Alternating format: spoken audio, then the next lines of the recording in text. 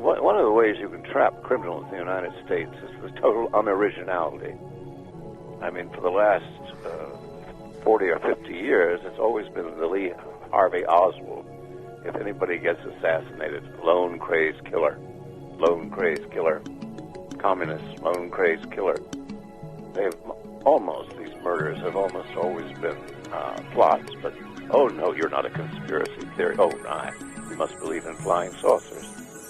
Well, everything in the United States is a conspiracy. Haven't we figured that out yet? Whether it's the tobacco companies saying smoke Lucky Strikes because then you'll be healthy.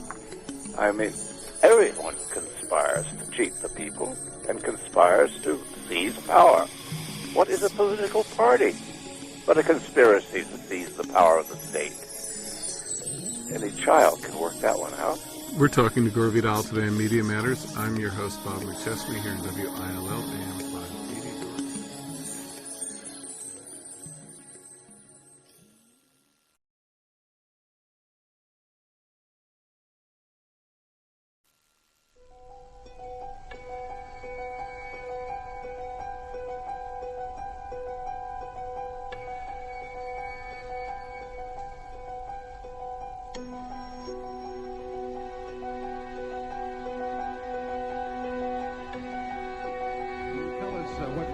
Security was for the senator.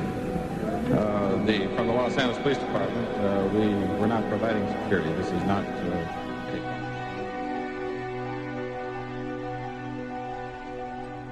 One witness said that those shots came so close together that he could scarcely believe they were fired from one gun. A reporter heard the shots from adjoining rooms, and they sounded almost like they came from a machine gun. So short was the burst of fire.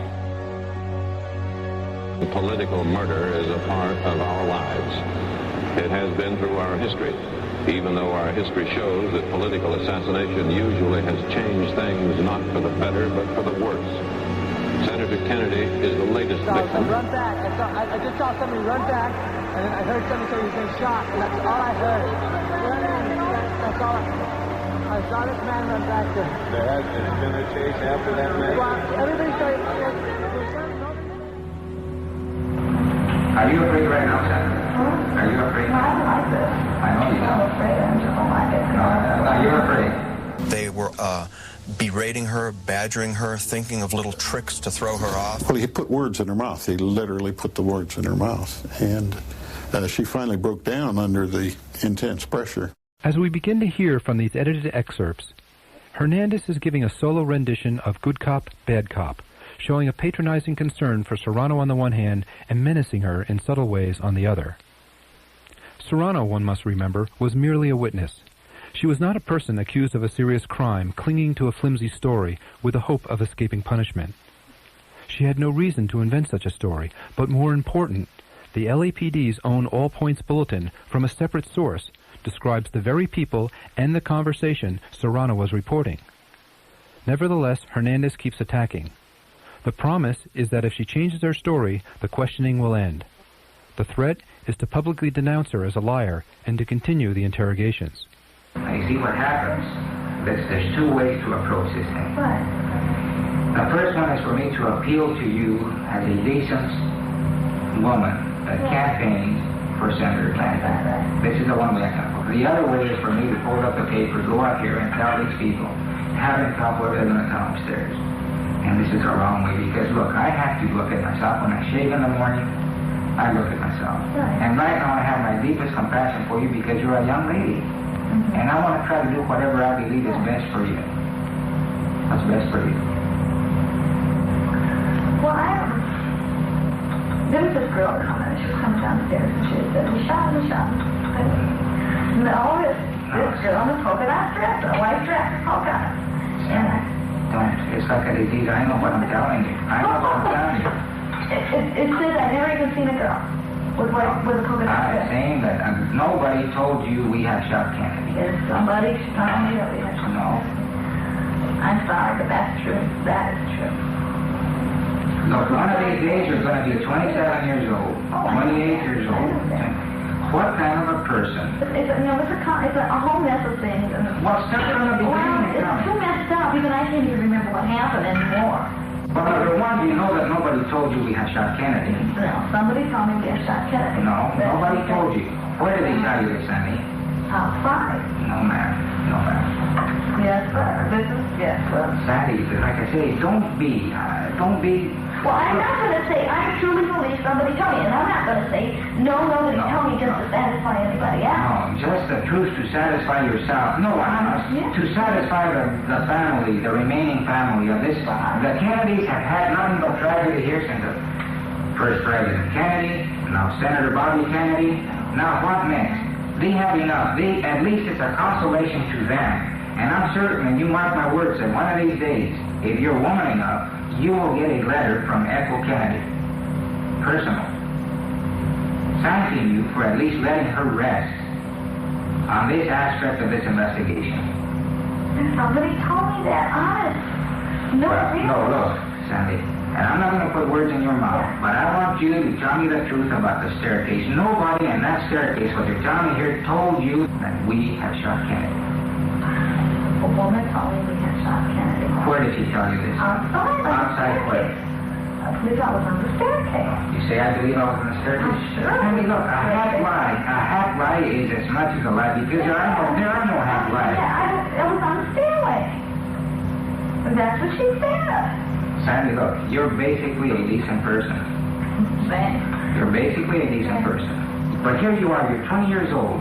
This is going to change your whole life in here. You're growing real fast in this room right now because you know that you have to make a decision to tell what's truthful, what's honest, what's right. No, you can't say that. I can go. Well, you can't say it with your lips, you can say it, but with your feeling, your heart, your soul, you've told me here. These are lies. This story is a lie. This didn't happen. As we listen to excerpts from the last 20 minutes, we hear Serrano begin to wear down. Sergeant Hernandez senses her exhaustion and in his patronizing manner begins his endgame. How come you're making yourself suffer like this? I'm not making myself suffer. I'm not suffering. Leave me alone. The only time that you will be left alone, and I can tell you right now, you tell me what happened out there, and I can assure you that nobody else will. I don't know what happened. To tell you the truth, I don't know what happened. I don't know really what happened. Everything is such a mess. Well, think about it, Sandy. I thought about it over and over and over and over in my head, and over and over and over and over. And I don't know. I can remember somebody, in my mind, I can remember somebody who said this to me. I can remember crying and crying and crying, and I can remember saying, oh, they told me we shot him. I can remember saying that, and then before I knew it, oh, you see two people? Oh, they were coming. Where were you at? I was outside. Did you see them run? Yeah. You know, the whole big mess. Oh, I don't know. They messed me up. And I knew all along they were messing me up. They messed me up so bad. It's not that I was telling you all lies. It's not that I wasn't telling you all lies. Somebody did tell me. Well, they told you Kennedy has been shot, or they shot Kennedy, or he shot Kennedy. Then the policeman started questioning you. The next thing it was two people. The next thing it was a woman in a white and black polka dot dress. And before you know it, there they are. Sure, I can see where you got messed up. Yeah, but look what's happened. You think what's happened? This whole thing has got out of proportion. Well, we're going to stop it right now, aren't we? Aren't we, Sandy? We're going to stop it right now, and I'm going to go see if we can get a stenographer to come up and take a statement and stop it right now. Hernandez finally gets his way. After over an hour of agonizing confrontation, he leads Serrano through a series of questions where she ultimately agrees to having been, quote, messed up. At the time Kennedy was murdered, Robert Houghton was chief of detectives for the Los Angeles police. It was under his direction that Special Unit Senator would be formed to investigate the crime. Special Unit Senator was also the title of Houghton's 1971 book, written to explain to the American people what really happened in the Robert Kennedy killing. Under the safe cover of official secrecy, Chief of Detectives Houghton would be able to quote with satisfaction from Sandra Serrano's recantation, never having to mention all that preceded it. Special Unit Senator closed the vexing case of the polka-dot dress girl, says Houghton proudly in his book. In police work, for lack of a better word, we say a witness was contaminated. This is obviously an open and shut case right from the beginning with all of the witnesses and the physical evidence. And I don't think it probably could have been handled in any better fashion than it really was. Reporter Ted Chirac first recorded the complaints of the owners of the gun shop where Sirhan bought his ammunition, Ben and Donna Herrick. I gave a statement to the FBI and the Los Angeles Police Department that Sirhan and two others had been in here about 6 weeks before.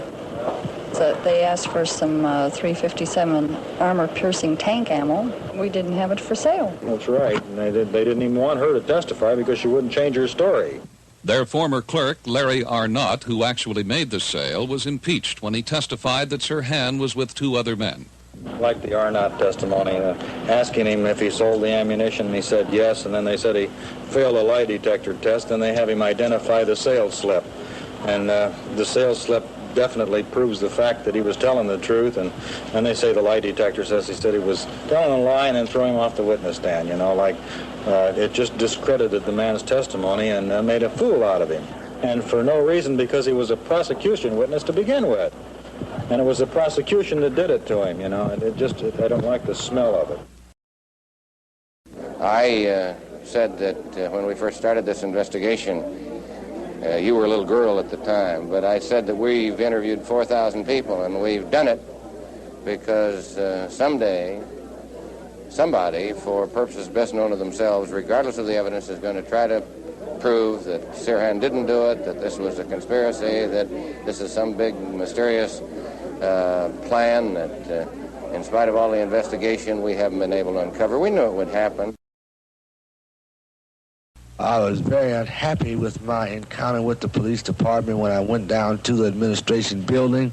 I was very much struck by their desire to fabricate a story and by their effort to strong-arm me mentally into stating that there were things that I did not agree with. Some people who are interested in undermining confidence in the government of the United States, subversive people, will say this is some kind of a plot and so forth. And we anticipated all of this in advance. If there's anything more to this, some of these witnesses may not live to testify again. I don't know how many people want to say this, but I am afraid.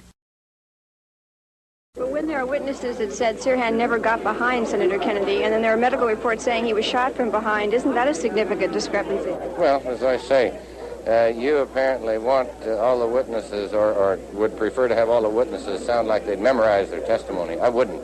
There was no significant discrepancy. Now, you and I are just arguing now. You apparently think there was a significant discrepancy. And if we stay here for 4 hours, I do not think I will conclude there was a significant discrepancy in the testimony. They wrote me a very, very long and terrible letter that my son's going to be killed in the street one day, and they threatened, a real threatened letter, which I give over to the FBI. A scathing report on the LAPD from the human rights group Amnesty International. Here's ABC's Judy Muller. The report is doubly damning. In a year-long study of both the LA Police Department and the Sheriff's Department, Amnesty International said officers and deputies regularly use excessive force out of all proportion to the threat posed by the victims, often in violation of international standards. At times, it has amounted to torture or cruel, inhuman, or degrading treatment, where people have been beaten, tasered, shot, or attacked by police dogs. It is, frankly, an appalling record. Does anybody pay any attention to Amnesty International anymore? These are a bunch of do-gooders and liberals. They came in, we cooperated with them fully, but that doesn't make it. We knew what the report was going to say. The sheriff knew what the report was going to say.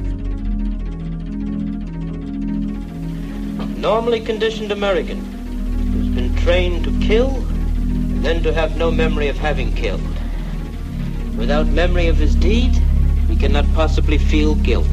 Nor will he, of course, have any reason to fear being caught. And having been relieved of those uniquely American symptoms, guilt and fear, he cannot possibly give himself away. I told them to build me an assassin.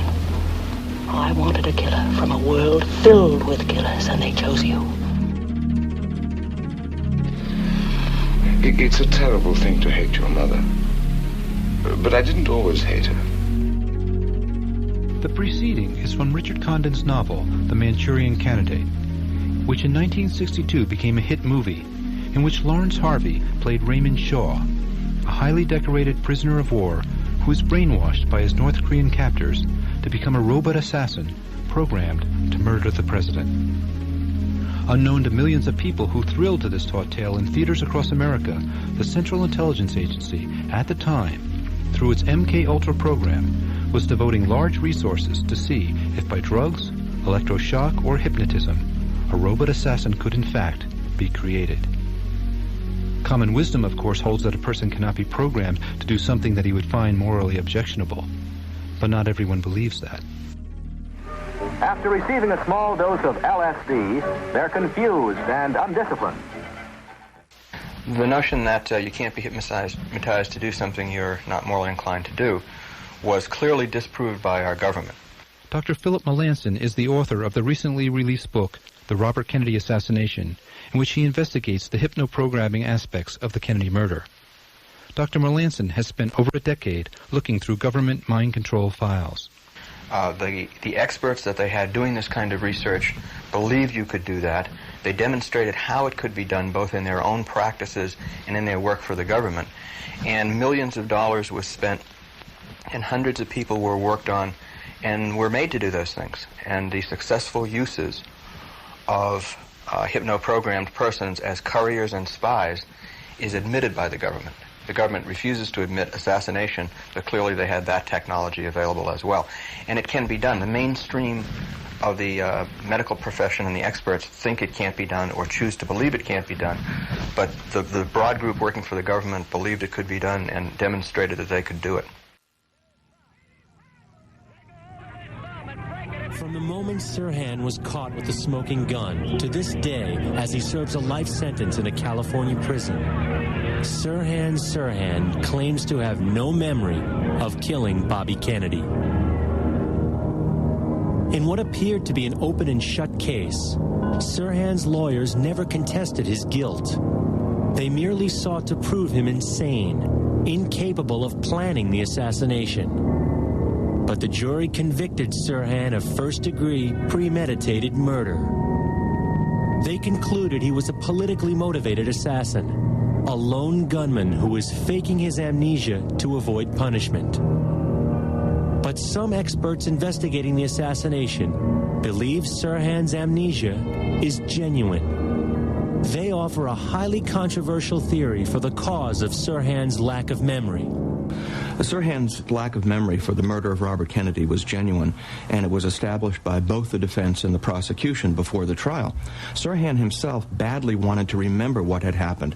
After all, he was caught with a smoking gun, so he wanted very badly to remember, and he worked hard at it, but he was still unable to come up with any motive or any memory of the crime. Sirhan remembers the events just prior to the shooting and just after his capture, but claims to have a lapse in memory during the actual shooting.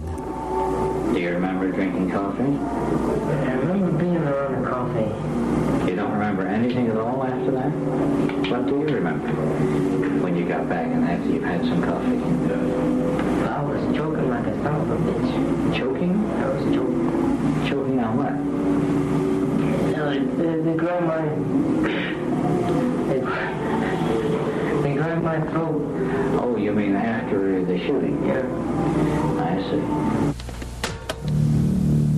see. Psychiatrists for both the defense and prosecution testified that Sirhan did have amnesia for the assassination. But to this day, no psychiatrist has found any evidence of psychosis in Sirhan, which scientists consider another possible cause of amnesia. Melanson became convinced that Sirhan's lack of memory is the result of being hypnotized and programmed to kill. After 15 years of analyzing the evidence and interviewing experts and witnesses, the only logical conclusion in this case, for my mind, is that Sirhan was a programmed assassin, programmed to show up shooting at Robert Kennedy, and programmed not to remember. Is the programmed assassination theory merely the plot of a Hollywood movie? Or is it really possible to hypnotize someone to kill? Dr. Herbert Spiegel is one of the world's leading experts on hypnosis. He has taught hypnosis at the Columbia University Medical School for over 20 years and is the inventor of the standardized test for measuring a subject's hypnotizability. He believes there is circumstantial evidence that suggests Sirhan Sirhan was hypnotized to kill. The total and complete amnesia that Sirhan demonstrated from the very beginning to this very day suggests strongly that he was A, highly hypnotizable, and B, programmed to perform that act. Hypnosis played a major role in Sirhan's trial, as psychiatrists for the defense and prosecution hypnotized Sirhan at least 6 times in an effort to unlock his memory. You're right in the kitchen now. In one session under hypnosis, Sirhan was induced to reenact the shooting. Look, Senator Kennedy is here. The psychiatrist reported that Sirhan nearly choked as he relived being strangled, just as in his actual capture. Get the gun. Stay away from the gun. This incident is one of many that Dr. Spiegel found in his review of the court psychiatrist's reports that lead him to believe that Sirhan falls into the highest category of hypnotizability. Only about 5 to 10% of the population are that highly hypnotizable. He comes under the category of what might be called the hypnotic virtuosos. In fact, Sirhan's high hypnotizability, which allowed him to slip into spontaneous trances, was the basis of the defense's argument. His lawyers argued that Sirhan involuntarily shifted into a hypnotic trance and therefore carried out the assassination without planning it ahead of time. The possibility that someone else may have hypnotized Sirhan was never presented in court. But Dr. Spiegel believes that the circumstantial evidence, Sirhan's desire to be hypnotized, his extreme compliance under hypnosis, his amnesia to the assassination event, all suggest that Sirhan appears to be an ideal candidate to be hypnotized.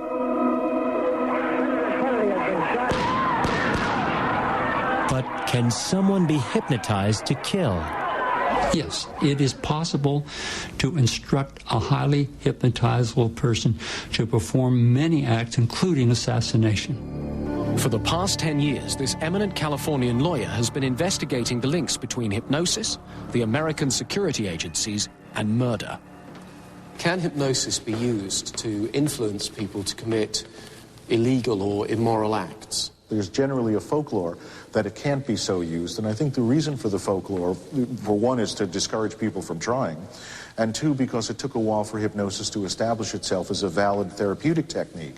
Now that we know that it is a valid therapeutic technique, we can also see that just as it can be used for good, it can be used for evil. For example, in 1954, 4 years before the Manchurian Candidate novel had been published, the Central Intelligence Agency had a team to build Manchurian candidates to commit assassinations. And one of the most frightening memos that I've read is an experiment that they wanted to run to be able to program somebody to assassinate a foreign head of state or an American official. Surely this is just some conspiracy theory. What evidence is there to really support this? I'm interested in the historical fact, and the historical fact for me has come from Central Intelligence Agency documents. And the documents definitely establish that by 1954, the CIA, or at least the component that did the hypnosis research, was convinced that they could program people into committing assassinations. A more recent experimentation by the Central Intelligence Agency suggests that they have conducted a series of what they call terminal experiments. And these are experiments which will end in the death of the subjects. In one set of letters from the CIA to a researcher, they asked the researcher if he would be willing to conduct terminal experiments. And the researcher said he'd do it for free. Sniper, aren't you? Sniper. Why did you try to kill me? I had to kill him. I had to. Oh, snap out of it. Stop it, Watson. He's shamming. No, he isn't. Who told you to kill me? She told me. She told you? She told me I couldn't miss. Well, luckily you did miss, you murderer. Isn't a murderer, Watson? Listen, Corporal Williams. She told you you had to do it, didn't she? I had to do it. I've got it, Watson, I've got it. Got what? The method used in the finger murders. Well, what is it? Hypnotism, my dear fellow, hypnotism. This eerie, foreboding structure, also known as Ravenscrag, became a house of psychological horrors, all under the watchful eye of one of the world's leading physicians, Dr. Ewan Cameron. The story of Dr. Ewan Cameron is one of the most tragic, but one of the most clearly visible stories of what happened during the mind control experimentation days. Using unknowing Canadian citizens as test subjects, Cameron had developed a new procedure which caught the eye of the MK Ultra researchers, as well as the Canadian intelligence community. He was hired by the CIA and the Canadian government to further explore the treatment, which he called psychic driving.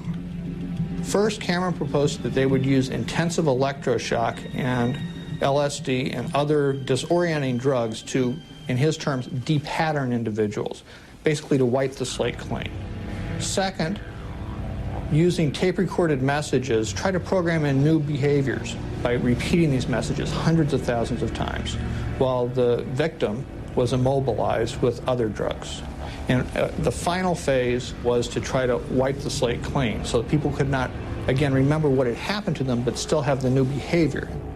The psychic driving experiments literally reduced the person to a vegetable. One of the group of people was a man called Robert Logie, who lives in Vancouver.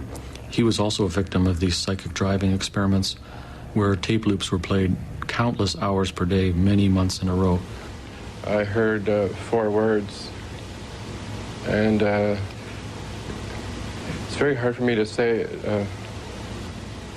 4 words I remember, where you killed your mother. None of this, of course, was therapeutic. None of it was warranted by the conditions under which the people had gone to the institute. None of it was done with consent, and none of it was done with the awareness of the people that they were experimental guinea pigs in an advanced brainwashing experiment. Another of Cameron's patients who endured months of mental torture was Linda MacDonald. I think there were about 80 of us. We discovered that these 80 people were just ordinary, everyday people. It could have been you, it could have been me, it was me. It could have been anybody who just walked through the doors of the Allen Memorial on the wrong day at the wrong time when Dr. Cameron needed another schizophrenic for his fun little stuff upstairs. Linda MacDonald started off as a pretty much normal person. She basically came into the hospital as a mother with many young children who was a little overwhelmed and depressed for just routine psychiatric treatment. And 3 weeks after I was there, I was shipped up to the sleep ward. And I came out of there vegetable 5 months later.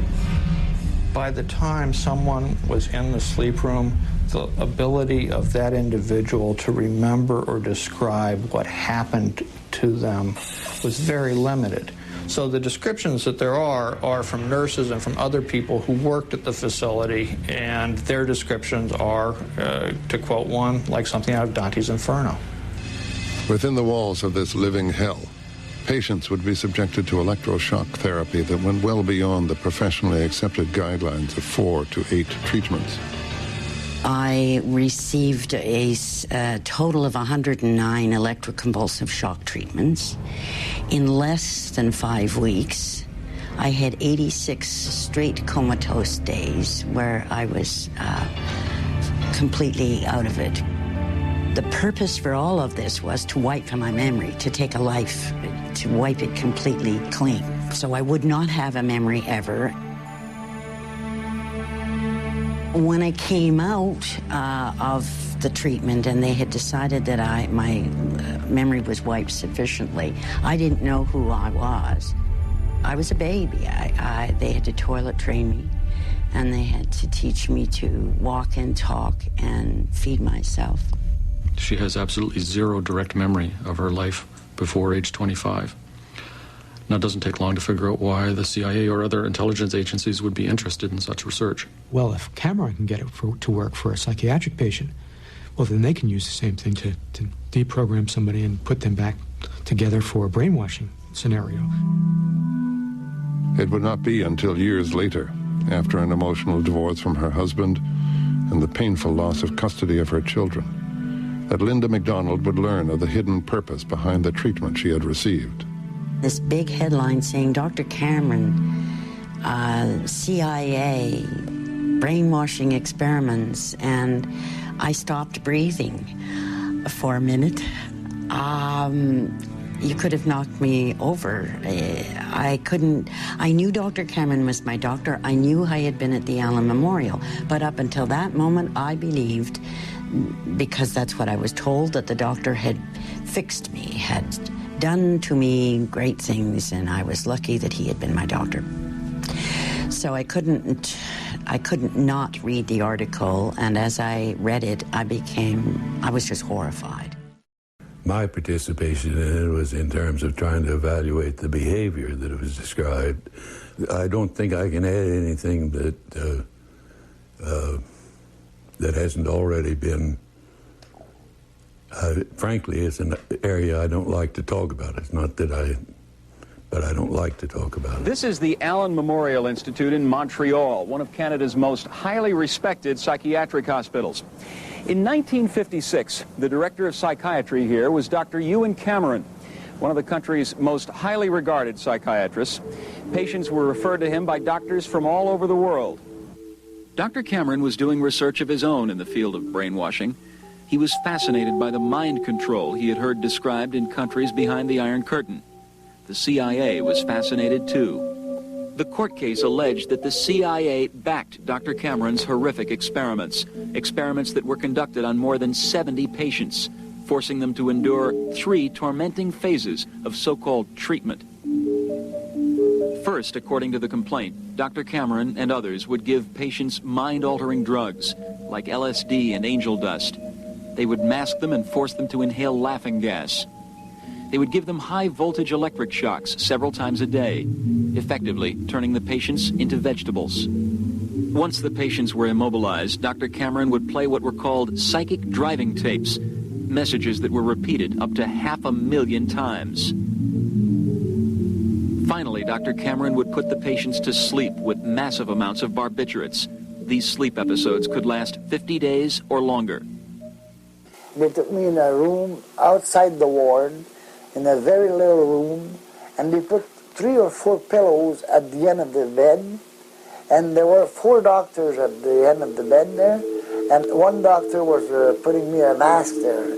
The doctor started from left to right there, telling me, kill him, kill him, kill him, kill him, kill him, kill him, kill him, kill him, kill him, kill him, kill him. What did they want to make me kill? I'll never know. They never told me, I don't know. By the early 1970s, word of the CIA's mind control atrocities began to leak out to the public. An investigation was launched, resulting in the creation of 1 presidential commission and 2 Senate committees. And my feeling now is that the CIA had overall powers that put them in a different situation than other people. The American public was in shock. I am terribly upset that the system is such that what happened could happen. Their search for answers, however, would soon hit a dead end, as investigators learned that Dr. Sidney Gottlieb had destroyed the majority of the documents relating to the MK-Ultra program. It was now impossible for the American public to discover the truth about what the CIA learned from its mind control research. Officially, the agency's position would be that 30 years of aggressive experimentation had yielded few, if any, productive results. Do you know what day it is today, Cap? Yeah. What? What day of the week? Wait a minute, don't bug me. Sirhan's own diary does repeatedly refer to mind control. You say that Sirhan was programmed, controlled, almost brainwashed to kill Robert Kennedy. It sounds like science fiction. As a matter of fact, it sounds like you watched the Manchurian Candidate movie one time too many. What people don't understand about the Manchurian Candidate theory and the movie is that that movie was based on Condon's conversations, as I understand it, with people who were actually involved in CIA mind control research. But if one concedes that a hypno-programmed assassin is a possibility, what evidence is there that Sirhan was in some sort of trance at the time of the murder? I think the best evidence for Sirhan's hypno-programming comes from, first of all, his behavior before, during, and after the crime. This spacey demeanor and his chills afterwards, his blocking sensation when being interrogated. There's the fact that he was the perfect hypnotic subject, and that was easily demonstrated by his doctors. And then there is the bizarre fact that he genuinely could not recall the crime, how he got there, how the shooting unfolded. So that the tracks of programming really seem to be there in Sirhan's behavior and memory loss. Witnesses in the pantry at the Ambassador Hotel would seem to support Dr. Melanson's conclusions. During the shooting itself, Sirhan summoned extraordinary strength as he fought Roosevelt Grier and Rayford Johnson, who were unable to pry the gun from his hand for almost 40 seconds. Feats of unusual strength are often associated with hypnotic trances. Yet despite the shooting and the struggle that followed, onlookers were taken aback by the contented look on the gunman's face. In The Manchurian Candidate, robot assassin Raymond Shaw commits murder without any memory of his deed. As a cinematic plot device, this is perfectly acceptable. But otherwise, it's a very bizarre notion. Yet here, in the person of Sirhan, we have this unlikely circumstance. A perpetrator caught gun in hand who apparently, genuinely, cannot remember anything about the murder. He never claimed that he didn't do it. He didn't say he shouldn't be punished. He says only that he cannot remember. His memory of the evening stops as he is having coffee with a pretty girl and begins again with people pounding on him after the shooting. Listen to the plaintive words of the defendant's mother, Mary Sirhan. I asked him, I said, son, will you tell me why did you do that? His tears began to drop. He said, Mama, I'm sorry. I don't remember anything. I was told that I killed Senator Robert Kennedy. The defendant's inability to recall anything about the assassination led to a most bizarre scene in Sirhan's jail cell before the trial, as Dr. Seymour Pollack, psychiatrist for the prosecution, and Dr. Bernard Diamond, psychiatrist for the defense, together hypnotized Sirhan in an effort to get him to remember the crime. And you see Kennedy coming. Now what do you see, Sirhan? You're back in the kitchen there. What do you see? Sirhan. What's he doing here? What?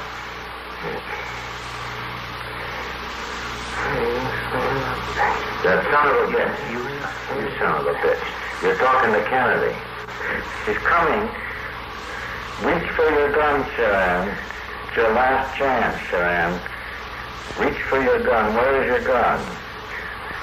Where is your gun? Reach for it. Reach for it, Sirhan. Reach for your gun.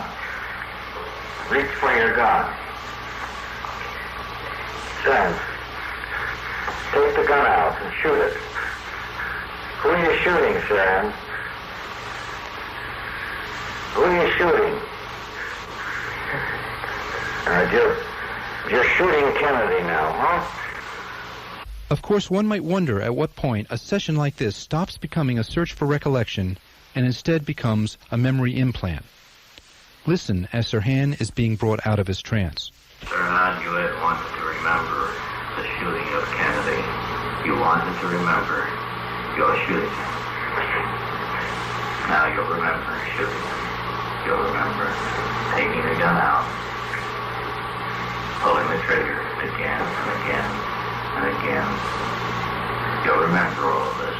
You'll remember all of it. All of this will get clearer and clearer, become clearer and clearer, and you'll remember all of it. You'll remember it all. But as a subsequent solo interview with prosecution psychiatrist Dr. Seymour Pollack reveals, the forces against Sirhan's remembering were so strong as to resist even this hypnotic suggestion. In my opinion, Sirhan, I don't think you have any chance. I really don't. I don't. Because the jury, listening, will be negative rather than positive to you if you don't remember. Now, I say this, and I don't want you to fake. I don't want you to make up anything. You hypnotize me, and whatever I say under hypnosis, or under this truth sign, whatever the hell it is, I will say it when I'm conscious. But right now, as I speak to you now, sir, I have no recollection. The thing that bothers me is that you say you don't even remember any part of it, anything you've written there. Not a single damn thing. That bothers me. How could you carry a gun from your car back to the Ambassador Hotel and not know that you had it? What did you think it was in there?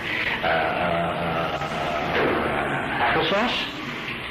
In his solo jail cell interview with Sirhan, prosecution psychiatrist Dr. Seymour Pollack seems genuinely disturbed by Sirhan's lack of memory. But, as we shall hear, that fact doesn't prevent him from coaching the prisoner on what his motive might have been. Sirhan, however, remains confused. Maybe I am crazy, he says. I don't know what to tell you. I just can't explain it. Pollack then reminds him that other people were wounded, and Sirhan, hardly sounding like a murdering fanatic, responds, "What did they do to me that they had to be hurt?" That's the picture I've gotten from you, the feelings about you, this intense Arab nationalist who feels the American political figures letting the Arab world down. In other words, your trial is a trial in which you are sort of accusing America of burying a million Arabs. In fact, if I assume then that this is so, that you really want the world to see the Arab suffering and to see that American policy has helped that suffering, why, I say, don't you remember all of this? Why don't you remember clearly? Maybe here I am. Maybe I don't know it. And I'm not trying to tell you it was really, but really, I can't explain it. You know, a number of other people were shot too, were wounded, you know that, don't you? What did they do to me that they had to be hurt? I think that you had this pretty blind rage, anger, resentment. I mean, to you, at that time, Kennedy was really the biggest bastard in the world. He was the biggest son of a bitch. Pollack here seems not to understand that he has asked a key question. If Sirhan murdered Robert Kennedy to make a political gesture on behalf of the dispossessed Palestinian Arabs, why doesn't he remember? And why such remorse? My own conscience doesn't agree with what I did, Sirhan says sadly. In what way? Pollack asks, taken aback. It's against my upbringing, says Sirhan. My childhood, family, church, prayers, the Bible and all this, sir. Sirhan, as many people don't know, was a Christian. Now returning to the quote. And here I go and splatter this guy's brains. It's just not me. It's just not me. My own conscience doesn't agree with me with what I did. Your own conscience? My own conscience doesn't. In what way? It's against my upbringing, my very nature, sir.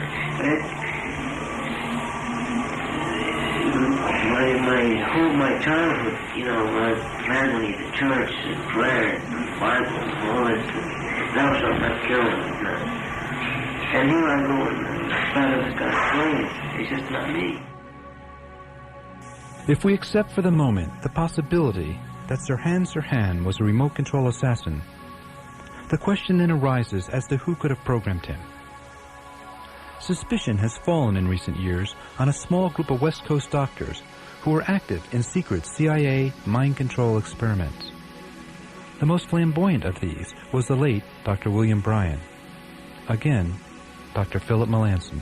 William Bryan was, by his own admission, one of the primary researchers for the government in brainwashing, in hypnoprogramming, and in a variety of things. He was an out-of-control, super hypno character who exploited women through his hypnosis practice and was temporarily disbarred as a result. He bragged about his work for the government, said he was the czar of brainwashing, and he was also involved with the man I call Reasoner and with another man, all of whom worked together in Southern and Northern California, all of whom worked for the government, and my belief is that 2 of them, if not 3 of them, had something to do with Sirhan's programming. William Bryan was a rather large man, weighing 386 pounds. He has been variously referred to as the most brilliant man in the field of hypnotism and as a, quote, misguided genius. His private practice involved sex therapy, and by his own admission, he frequently had sex with his female patients. Did William Bryan believe that a subject could be programmed to perform acts that were out of character? Let's listen. You have to have the person locked up physically, and there is also the use of long-term hypnotic suggestion, probably drugs, whatever, and so on. Under these situations where you have all this going for you, yes, you can brainwash a person to do just about anything. Did William Bryan have anything at all to do with Robert Kennedy's accused killer? Well, in the year before his death in 1976, Bryan reportedly bragged to 2 prostitutes who serviced him regularly that he had, in fact, hypnotized Sirhan. Bryan also liked to brag about his most crowning achievement, the deprogramming of Albert DeSalvo, the Boston Strangler. In Sirhan's notebook, that strange document with page after page of almost indecipherable trance-induced scribbling, there appears the entry, God help me, please help me. Salvo, di salvo, dies salvo. It's a curious notation to be sure, but is it possible that while working upon Sirhan, the programmer couldn't help talking about his favorite subject? And that this entry, by way of the captured mind of Sirhan, is really the palm print of Dr. William Bryan?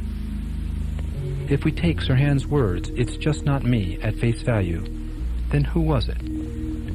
What bad dream befell this young man? It's my handwriting. They are my thoughts, but I don't remember them. They are the writings of a maniac. They're not the writings of me now. In the spring of 1992, a petition was brought before the Los Angeles County Grand Jury requesting the appointment of a special prosecutor to investigate the Los Angeles Police Department for willful and corrupt misconduct in its investigation of the murder of Robert Kennedy.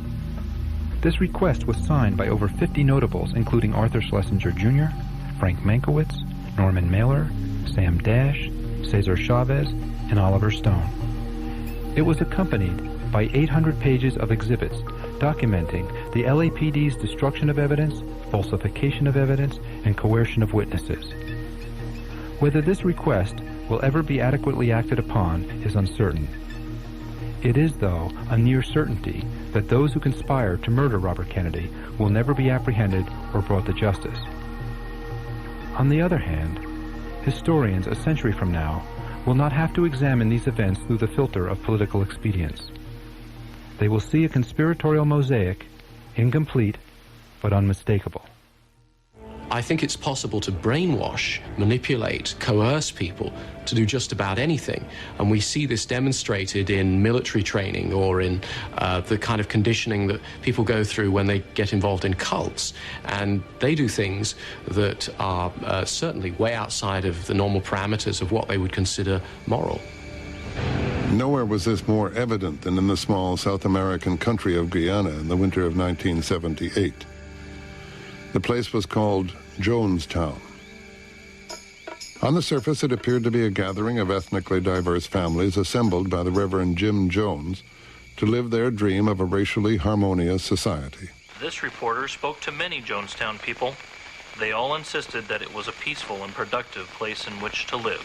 Are you happy here? Oh, I should say I am. I've never been any happier in my life.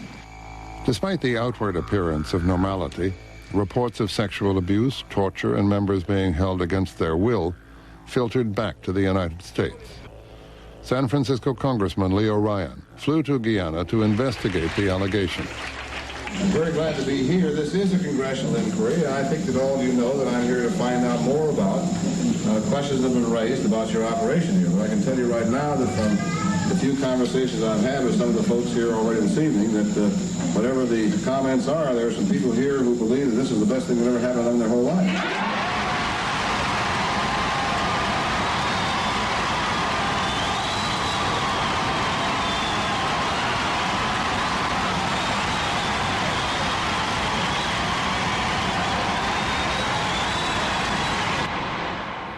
The events of the following day would shock the world.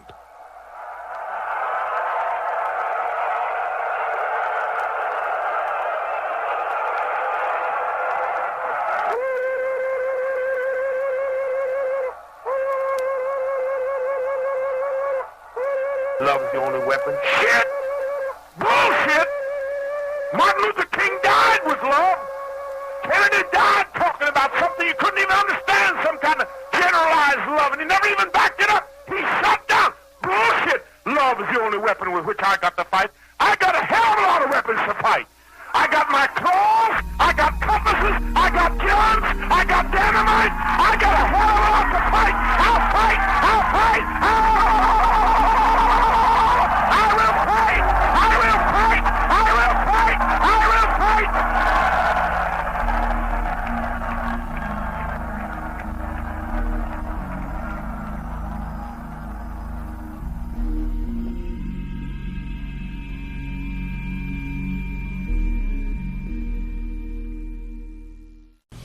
Some 20 years later, Jonestown still raises as many questions as it does answers.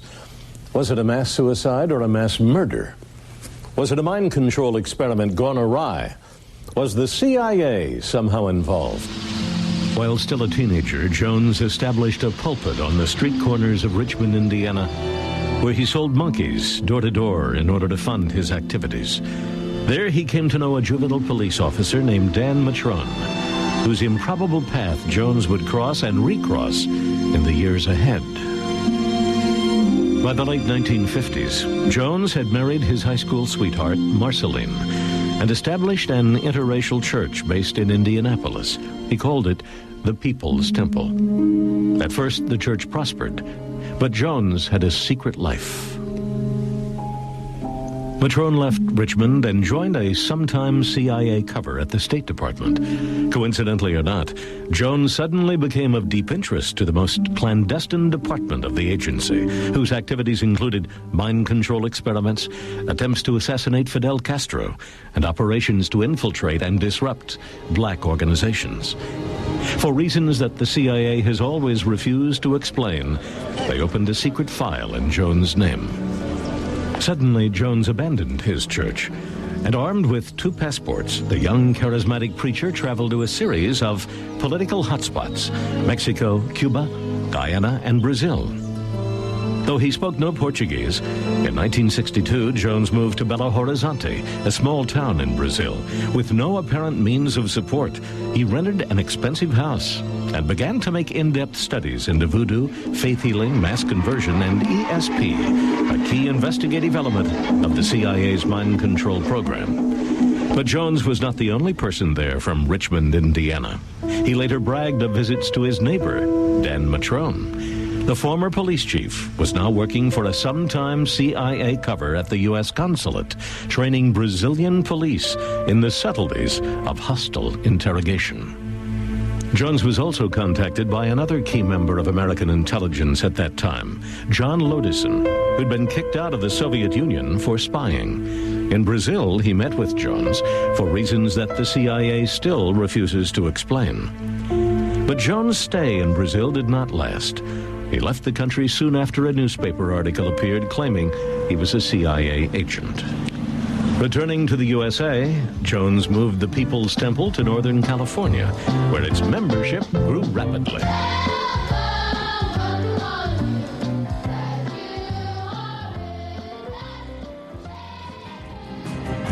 Jones flourished in San Francisco's cult-worshipping atmosphere. Membership in his People's Temple swelled to nearly 20,000 as his reputation grew, and he started food kitchens and daycare centers. He particularly targeted minorities. Believing that the ends justified the means, he put on fake displays of healing and said that he was the reincarnation of Jesus Christ. What's your sky God ever done? You asked and begged and pleaded for help with your suffering, and he never gave you any food. He never provided a bed. He never gave you a home. But I, the socialist worker God, have given you all those things. Stop sick. And you won't die if you drop one. You will die if you stand up. You will die if you jump up and down. Because I I'm freedom. I'm peace. I'm justice. I'm equality. I am God. Using classic brainwashing techniques, he bound his followers to him so that they willingly gave him whatever property and money they had.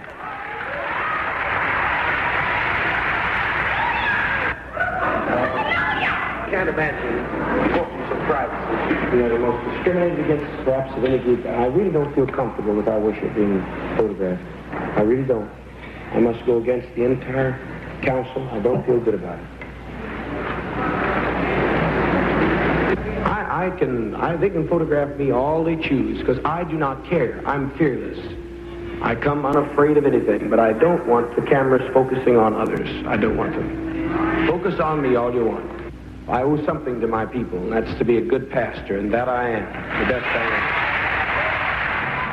am. His services were dazzling affairs, with soul and gospel singers, dance groups, and celebrity preachers like black revolutionary Angela Davis. The size of his congregation gave him a political power base. During the 1976 presidential election campaign, he allegedly provided support for the Democrats and met the presidential candidate's wife.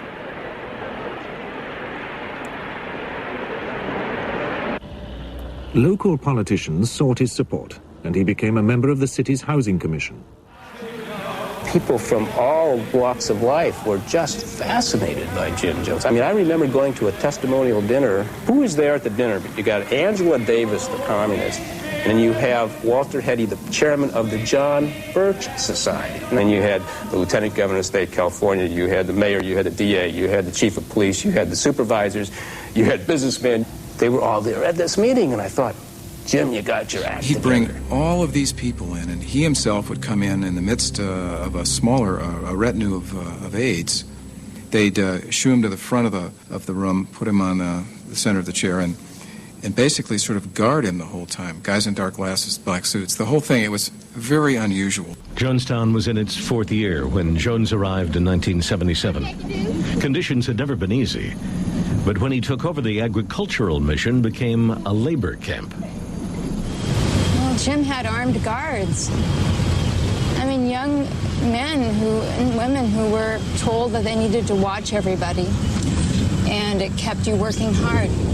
We headed out to the fields, and you vied to go really far out, actually, because you couldn't hear Jim over the loudspeakers. Jonestown was wired with loudspeakers, and Jim spoke 24 hours a day on it. When he wasn't speaking, the tapes that they'd made of him speaking played on and on and on. And Jim would make these announcements, and he'd say, I'm sending out some children and some of my aides and other people you won't know who they are to pretend they want to leave. And it's a test. It's a loyalty test. And if anyone comes to you, you're to report them.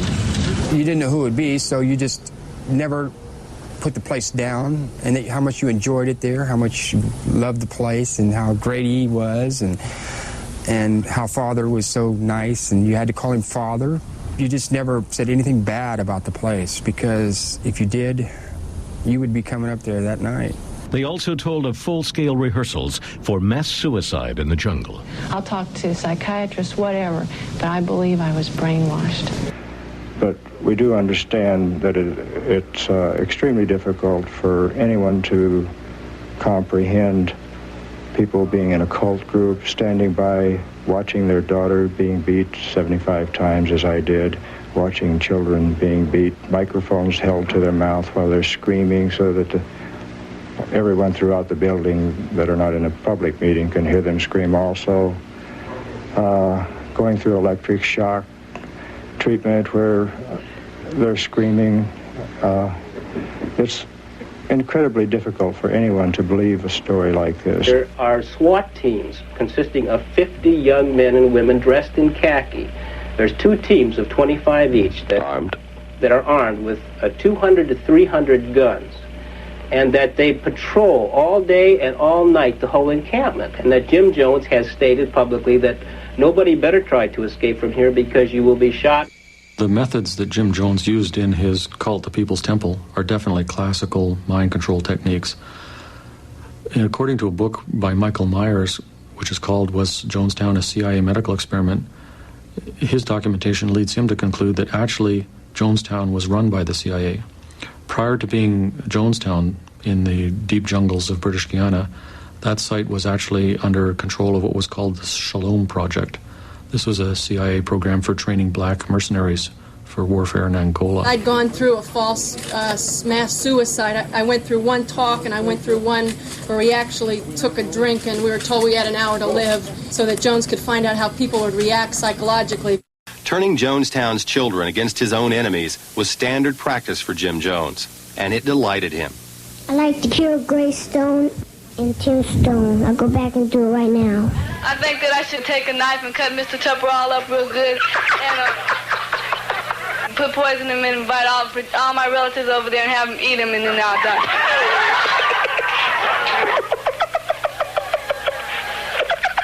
It was terror. It was living terror living inside Jonestown. Deborah Layton had escaped Jonestown a few months earlier with bizarre tales of mind control, armed guards, and suicide rehearsals. They are recounted in her new book, Seductive Poison. The suicide drills were the most frightening and disturbing things there, that we would be awakened from the middle of a dreamless sleep to Jim's voice screaming over the loudspeaker that we were going to die, that we had to come to the pavilion, that mercenaries were coming in to kill us. She put her concerns in a sworn affidavit to the U.S. State Department months before Congressman Ryan's trip. Congressman Ryan and the journalists arrived in Guyana on Tuesday, November 14th, 1978. Well, he was such a kind man, so compassionate, didn't get excited about nothing. Oh, it'll be okay. It'll be fine. Just take it easy. It'll be fine. That's just the way he was. For some time, Ryan had been a thorn in the side of the CIA. He had recently pushed through congressional legislation that curtailed the agency's covert foreign activities. As Ryan prepared for a first-hand look at Jonestown, he was joined by a State Department agent, Richard Dwyer. What he didn't know was that Dwyer was working undercover. A man named Dwyer was the head of the CIA here. I mean, the CIA had a presence here. It was an unrevealed presence at the time. I had a premonition about the trip. There was something that just made me feel a great deal of uncertainty. In 1978, Jackie Spear was the legal aid to San Francisco area Congressman Leo Ryan. They were about to embark on a fact-finding trip to look into reports of abuse and brainwashing at the remote jungle compound known as Jonestown. I always kind of shake my head in disbelief when they refer to it as a suicide. Those people were not in control of their minds. They had been brainwashed.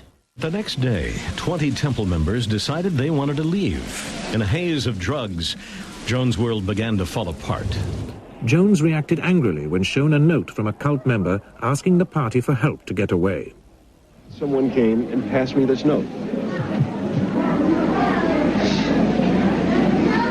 Well, that's who we're talking about. He wants to leave his son here. If Jonestown's such a bad place, why does he want to leave his son here? He's the one that I'm just talking about. Yeah, this is the man that wants to leave his son here. People play games, friend. They lie.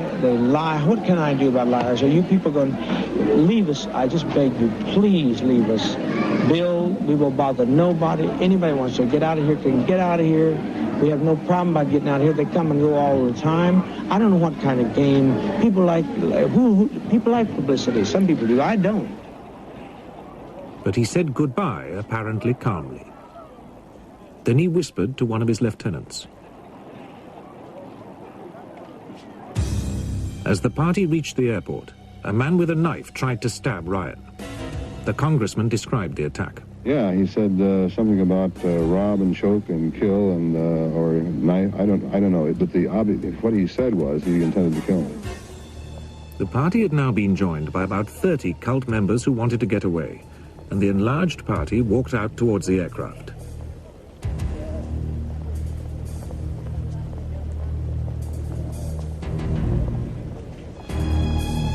Congressman Ryan went over to shake the pilot's hand. As the party waited, a tractor and trailer appeared in the background. Hidden men opened fire. Congressman Ryan, 2 reporters and an NBC cameraman were killed. Several other journalists and defectors were injured. One man who was not executed at the airstrip was Richard Dwyer, the undercover CIA man from the American Embassy, seen here peeling off from Ryan's party seconds before the tractor arrives. Where Dwyer was in the next few hours is key to one of the mysteries that still lies at the heart of the Jonestown tragedy. Having dealt with Congressman Ryan, Jones now turned his insanity on the Temple's faithful. At this point in time, Jonestown had become surreal. Almost everything that was going on seemed surreal to me. I mean, by this time, I pretty much figured out this guy was mad. But he said, I've never seen or felt Jonestown so peaceful or quiet. And I remember getting a chill just course through my body because Jonestown had never been in more agony, had never been so less together. From his seat in the pavilion, Jones recorded the last desperate hour of the People's Temple. In front of him, more than 900 of his followers, who were surrounded by guards holding rifles and crossbows. For all but a few, there was no escape. Subsequent medical examinations revealed that many of the dead had been murdered, held down, and injected with cyanide. Jones himself was one of the last to die. A single gunshot to the head sometime around midnight. His killer has never been known. At 3:30 in the morning, when everyone was dead and several hours before anyone arrived, a radio message was sent from Jonestown using a secret CIA channel, reporting what it described as a mass suicide. This was the message that shaped our view of Jonestown for years to come, even though the best medical evidence suggests that most of those who died had been murdered. The question then becomes who sent that message. The only functioning radio in the area belonged to the local American intelligence officer, Richard Dwyer. Though he always denied going back to Jonestown that night, the last tape tells a very different story. Take Dwyer on down to the East House. Get Dwyer out of here before something happens to him. Dwyer? I'm not talking about you, Dwyer. I said Dwyer.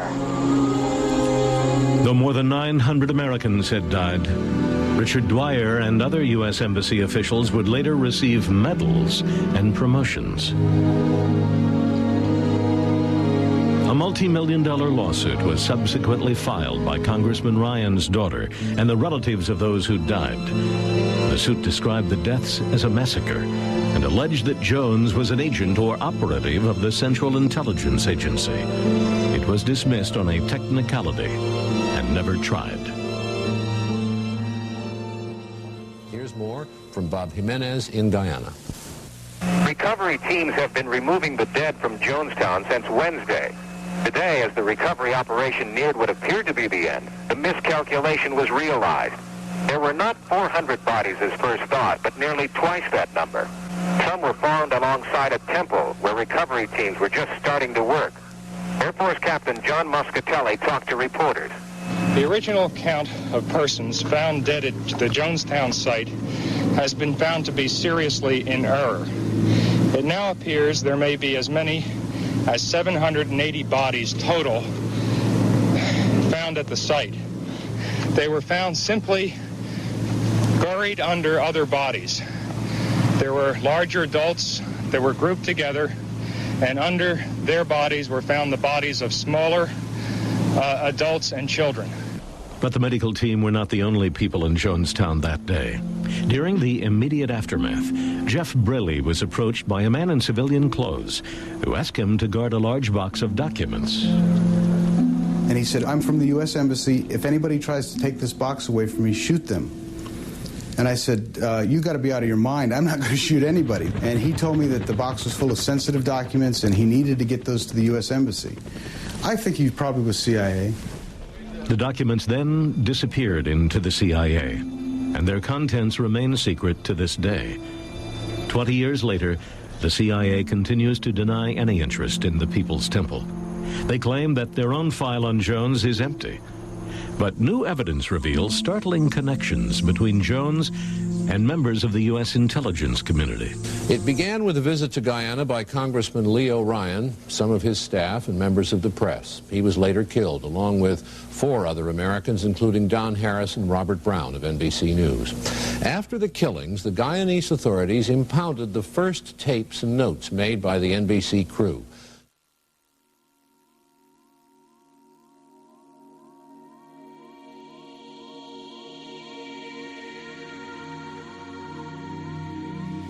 I had appeared on a public television several months ago with a group of black professionals, mostly psychologists and doctors. They invited me to appear today to provide information that they thought might be that I might be able to help with this forum today, with their research. I appeared in Washington in February before the International Relations Committee and made some statements and some charges and documentation which resulted in the Foreign Affairs Committee, or International Relations Committee, whichever they call it, today. They voted to ask the House Select Committee on Intelligence to investigate my charges. And they are currently investigating those charges by the House Select Committee on Intelligence. Can you tell us what the charges are? Well, the charges basically amounted to CIA contact with both the Burnham government there and with the People's Temple. That originally, it was my belief at the time I went to Washington that the purpose of our involvement there was to support the government of Burnham for commercial reasons, and they used the People's Temple almost as enforcers to help support an unpopular government there to keep control of the government of Guyana. We knew that there had been an article in the San Mateo Times in December of '79 which indicated that the Deputy Chief of Mission there, Richard Dwyer, was in fact the CIA station chief. And he was the one that went to Jonestown with Leo's party, and he claimed to be slightly wounded, but there was a tape made at the time of the murders and suicides there with Jones yelling, "Get Dwyer out of here, get Dwyer out of here." And the indications are that it was Dwyer who went back into Jonestown after Leo was murdered and was there at the time. And there's great question as just who shot Jim Jones and why, whether Jones was shot to shut him up. The question also as to how all these people died and just when they died, which is all documented here. But soon I came back from Washington, because of my testimony, I started getting documentation from a Berkeley psychologist called the Penal Colony here, and from the Alliance for Preservation of Religious Liberty in Washington, which indicated other things, one of which was that George Philip Blakey was a top Jones aide. And he was the man who arranged the purchase or the lease of the land in Guyana, provided the money and arranged the lease down there in 1974. He also is tracked now as being a CIA operative in Angola in 1975 with UNITA. He's also the same guy who was the top aide who arranged all this purchase and the finances, is also the husband of Deborah Layton Blakey, who fled Jonestown and made those charges. He's a brother-in-law of Larry Layton, who was acquitted yesterday.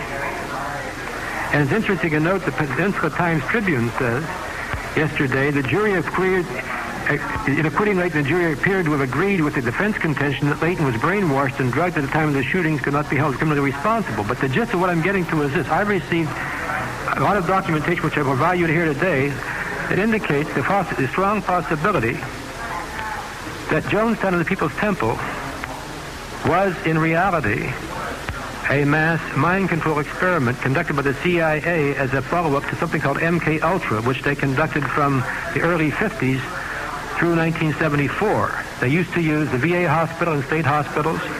They used the federal and state penitentiaries for their experiments. Do you think that Jim Jones was actively involved with the CIA? I do now.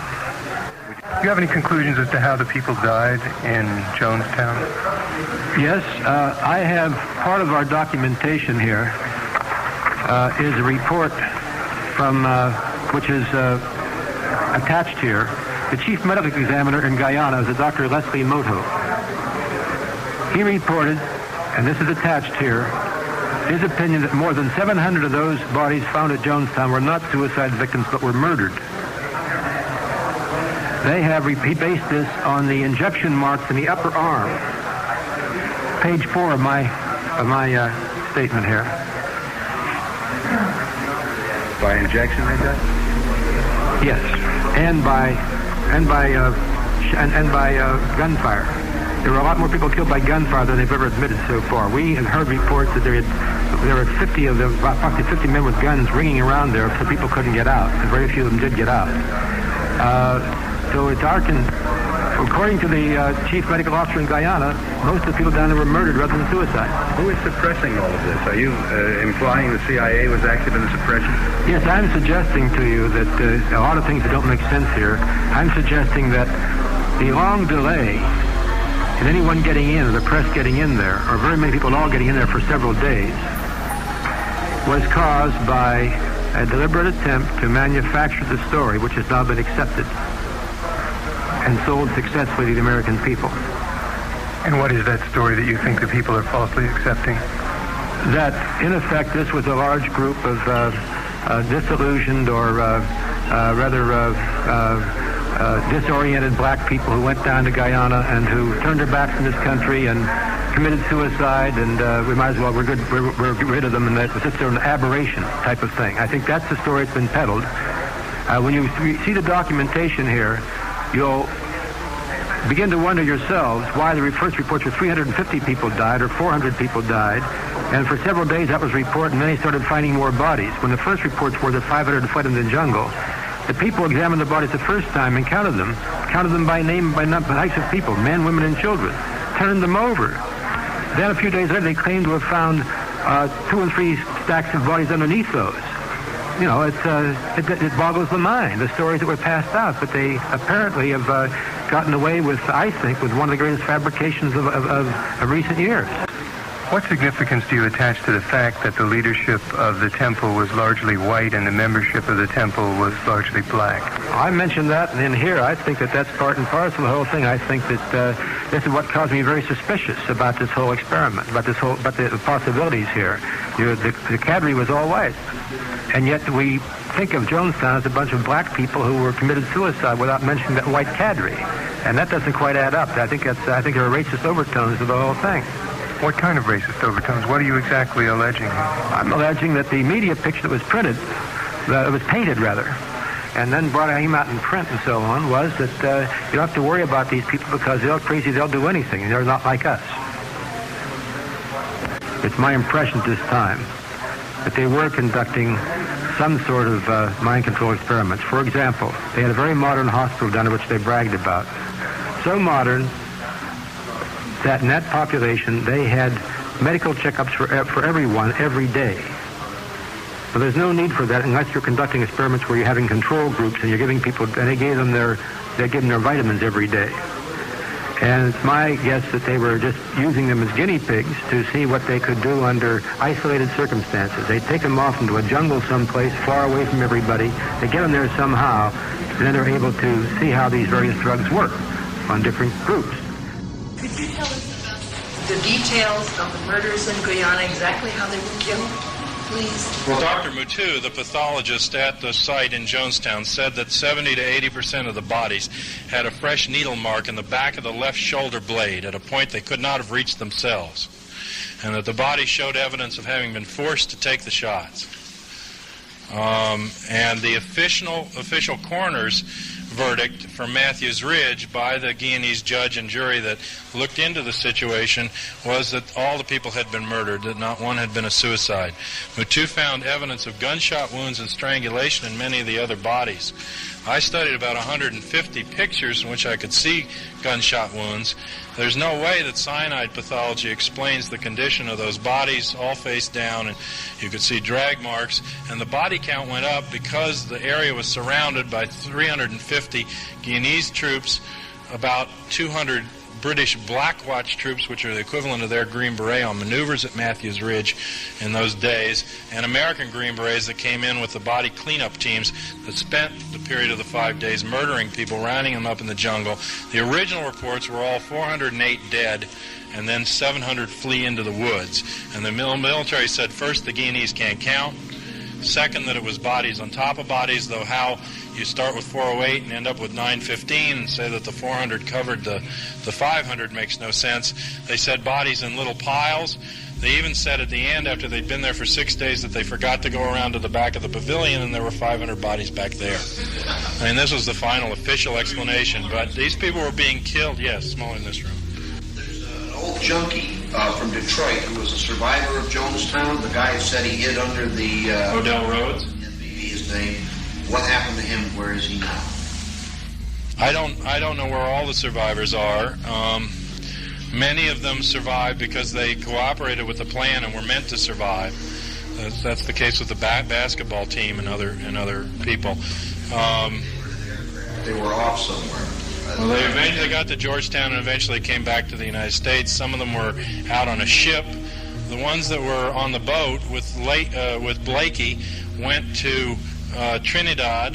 Then they went to Panama and emptied a $5 million bank account in Credit Suisse.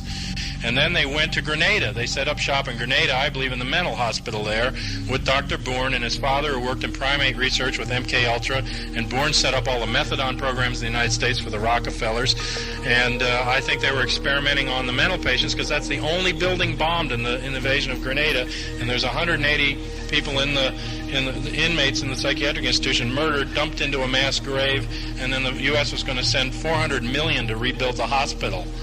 I mean, they were going to make it a better unit to experiment on people after they got the right government in. Early on, a cocaine smuggling operation, because I believe... There were drugs and guns being smuggled in and out, and there were relations of mercenaries. Some of these killers that were taken in and out of Angola, the CIA-backed UNITA forces by Blakey, Iran mercenaries, and they did run guns and drugs, but the operation was primarily an extension of MK Ultra. People were taken off the streets here in San Francisco, out of the welfare rolls, from the elderly homes, from the psychiatric institutions, from the prisons. Children were given as wards of the court and turned over into their control.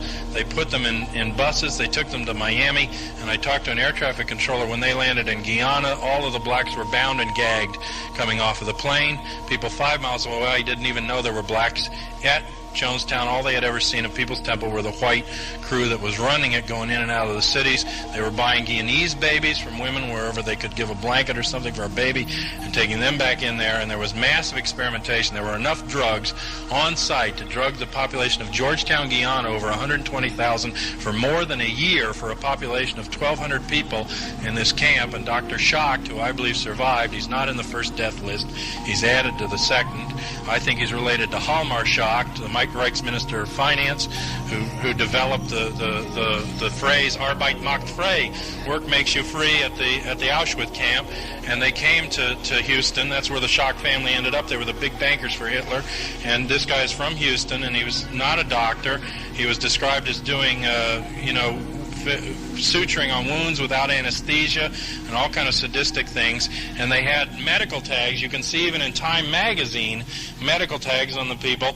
But an order came down from Zbigniew Brzezinski through Hague to Robert Pastor on site to strip bodies of all identification and tags. Then the bodies are left in the sun to rot so that no fingerprints, no identification can be done from the tags, and no autopsy can be done, fluid or otherwise, by the time they get back to the United States. So you can never find out what killed them or how many drugs they had in the body. They had one footlocker there with 11,000 doses of Thorazine. And the drugs that are described are the exact drugs that were used for 30 years in MK Ultra in the different control scenarios.